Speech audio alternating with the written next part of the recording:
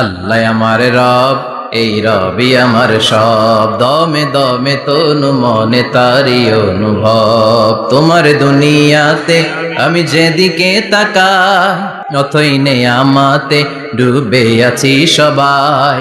পাক পাখালির গানে শুনি তসবি কলো রব, তসবি কলো রব। আল্লাহ আমার রব, এই রবি আমার সব। সুবহানাল্লাহ, কি অসাধারণ কথামালা। আল্লাহ আমার রব, এই রবি আমার সব। ফেরেশতারা বলল, আল্লাহ হালমিন খলকিকা আসাদ্দা মিনান নার, আপনার সৃষ্টির মধ্য থেকে আগুনের চাইতেও শক্তিশালী কিছু আছে নাকি? আল্লাহ কয় আছে। সেটা কি? কথা কন। মিঠা নদীর পাহানি, আল্লাহ তোমার মেহেরবানি। সুন্দর ফুল সুন্দর ফল, মিঠা নদীর পাহানি, আল্লাহ তোমার মেহেরবানি। তুমি কতই দিলে রতন, ভাই বেরাদর পুত্র স্বজন। ক্ষুধা পেলে অন্ন যোগাও, মানি চাই না মাহানি, আল্লাহ তোমার মেহেরবানি। সুন্দর ফুল সুন্দর ফল, আল্লাহ তোমার মেহেরবানি। চিল্লায় পড়েন আল্লাহু আকবার। আল্লাহ বললেন, আগুনের চেয়েও শক্তিশালী হলো পানি। ফেরেশতারা বললেন, বাতাসের চাইতেও শক্তিশালী যদি কিছু থেকে থাকে সেটা কি? আল্লাহ বললেন, সেটা হলো মানুষ। বনি আদম, আল ইনসান। তবে ওই মানুষ, যেই মানুষ দান করে। কি করে? ডান হাত যা দান করে, বাম হাত সেটা টের পায় না। সুবহানাল্লাহ। আল্লাকা সিররুন ইনদাল্লাহ বাইনাকা আনতা ওয়া বাইনাল্লাহ। আল্লাকা সাদাকাতুন তাখফা লা ইয়ালামুহা ইল্লাল্লাহ। আল্লাকা সিররুন ইনদাল্লাহ বাইনাকা আনতা ওয়া বাইনাল্লাহ। আল্লাকা সাদাকাতুন তাখফা লা ইয়ালামুহা ইল্লাল্লাহ। সুবহানাল্লাহ পড়েন। তোমার কি এমন কোন আমল আছে নাকি যে আমল আল্লাহ ছাড়া কেউ জানে না? তুমি এমন কোন গোপন দান করেছো নাকি যেই দানটা আল্লাহ ছাড়া কেউ দেখেনি? ঠিক কিনা? গোপন দান আল্লাহর রাগকে কমিয়ে দেয়। তাহলে ওই মানুষ ওই বাতাসের চাইতেও শক্তিশালী, যে মানুষ ডান হাতে দান করলে বাম হাতও টের পায় না। মুমিনের ঈমান হতে হবে এমন ঈমান যেটা জ্বলে ওঠে, তাহলে বোঝা যাবে এটা আসল ঈমান। ঠিক কিনা? যে ঈমান প্রয়োজনে জ্বলে ওঠে না, যে ঈমান সত্যের কথা বলে না। যে ঈমান প্রয়োজনে জ্বলে ওঠে না, যে ঈমান সত্যের কথা বলে না। যে ঈমান বাস্তবে নাই, যে ঈমান অন্তরে নাই, মুখে শুধু ফাঁকা বলি। কি করে তারে বলো ঈমানে বলি? কি করে তারে বলো ঈমানে বলি? কি করে তারে বলো ঈমানে বলি? ঠিক কিনা? যে ঈমান ঈমানে ভুলে নাস্তিকতার মঞ্চে ওঠে, এরকম আছে না নাই? যে ঈমান বাতিল মতের দোসরে হয়ে ফায়দা লুটে, যে ঈমান শুধুই কেবল খায় দায় আনন্দ করে, যে ঈমান দেখে না যে আরাকানে ভাইরা মরে, যে ঈমান ময়দানে নাই, যে ঈমান বাস্তবে নাই, মুখে শুধু ফাঁকা বলি। কি করে তারে বলো ঈমানে বলি? কি করে তারে বলো ঈমানে বলি?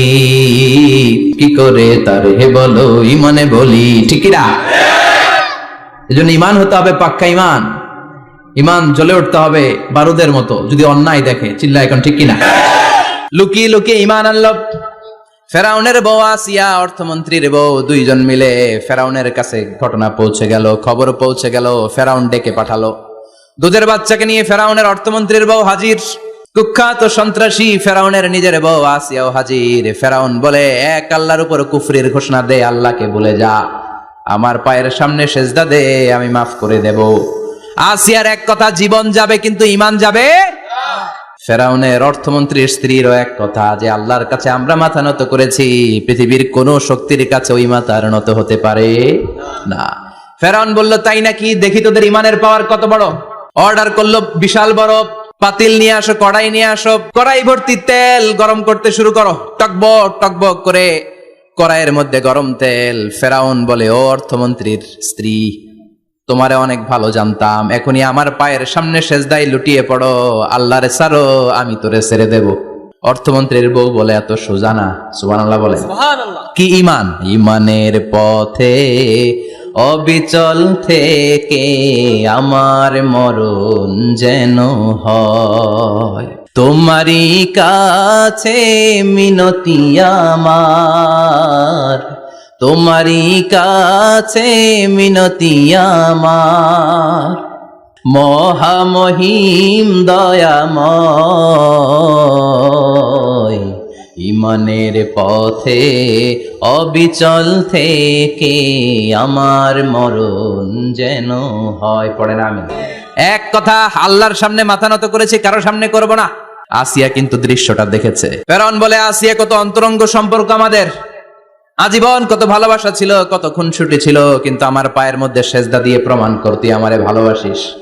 আসিয়ারও একই কথা, জীবন দিব কিন্তু ইমান দিব না। ফেরাউন বলল, তোকেও আমি ছাড়বো না, তোকে আমি উলঙ্গ করব। হাজার হাজার মানুষের সামনে আসিয়ার কাপড় টেনে নেওয়া হলো, তক্তার মধ্যে শুইয়ে তক্তার মধ্যে হাতে পায়ে পেরেক মারা হলো। হাতের এই পাশ দিয়ে পেরেক ঢুকে ওই পাশ দিয়ে বেরোয়, তক্তার এ পাশ দিয়ে ঢুকে ও পাশ দিয়ে বেরোয়, ফিনকি দিয়ে রক্ত বের করে। আসিয়া সহ্য করতে না পেরে ডেকে বলে, আল্লাহ, ফেরাউন থেকে তুমি আমারে বাঁচাও। এই দোয়াটা সূরাতুত তাহরিমে আল্লাহ সরাসরি কোট করেছেন, রব্বিবনিলি ইনদাকা বাইতান ফিল জান্নাহ, ও আল্লাহ মালিক, তোমার পাশে জান্নাতে একটা ঘর বানায়া দিও। এরকম একটা সংগীত আছে না নাই? এই সংগীতটা সরাসরি সূরাতুত তাহরিম আসিয়ার দোয়া থেকে কোট করা হয়েছে। পড়েন সুবহানাল্লাহ। মালিক তুমি জান্নাতে তোমার পাশে আমায় একটি ঘর বানিয়ে দিও, একটি ঘর বানিয়ে দিও, সে বিভীষিকাময় মহাদিনে তোমার প্রতিবেশী করে নিও। মালিক তুমি জান্নাতে তোমার পাশে আমায় একটি ঘর বানিয়ে দিও, একটি ঘর বানিয়ে দিও। আল্লাহু আকবার।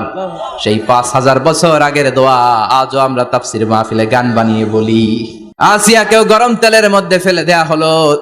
দুনিয়ার বুকে থেকে জান্নাতের নমুনাটা দেখতে দেখতে সাইয়েদাতুনা আসিয়া আল্লাহর কাছে চলে গেলেন। পড়েন আল্লাহু আকবার। এজন্য ইমানের পথে অবিচল থেকে আমার মরণ যেন হয়। পড়েন আমিন। ফেরাউনের মতো আনা রব্বুকুমুল আ'লা, আমি তোদের বড় খোদা। আল্লাহকে তুই হইলি হুদা, ঠিক কিনা? বড় হইতে পারে নাই, পানিতে সুবাই সুবাই আল্লাহ মারছে। চিল্লায় বলেন ঠিক কিনা? পৃথিবীতে কেউ তো স্থায়ী হয় না, হোক না সে ফেরাউন কিবা নমরুদ, কেউ ভাবে চিরদিন রয় না, কেউ ভাবে চিরকাল রয় না।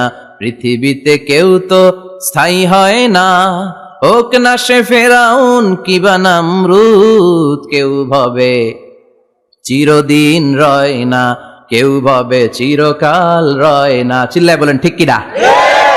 চিরকাল কেউ থাকবে না, কারণ আল্লাহ ছাড় দেয়, তিনি ছেড়ে দেন না। নিজে শিক্ষিত হও, সভ্য হও, সিভিলাইজড হও। শিক্ষার কথা কোরআনে আছে না নাই? কোরআনের প্রথম শব্দটা কি?